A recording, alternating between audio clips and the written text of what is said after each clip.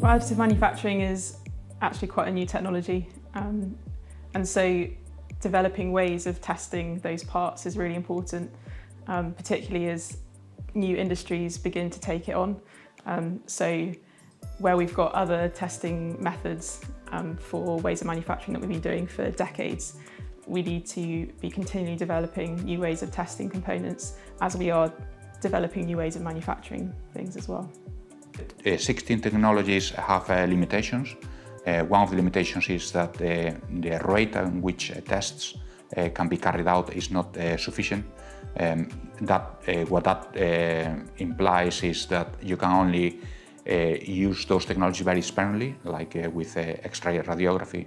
You can only carry those measurements at the very end of the process, because otherwise it will take too long.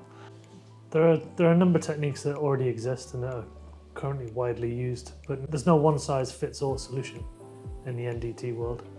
So different techniques have different failings, and where we think we can offer real value is providing a cost-effective solution that will cover most of those bases, enable screening of parts that are currently put through very expensive and time-consuming processes.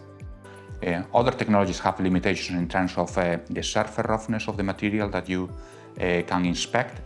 Let's say all additive manufacturing parts have an intrinsic surface roughness, which is characteristic of the process, and that in turn limits the size of the flaws that you can detect, and then has a consequence on how much weight savings you can obtain for specific applications, because you need to design to your worst case scenario.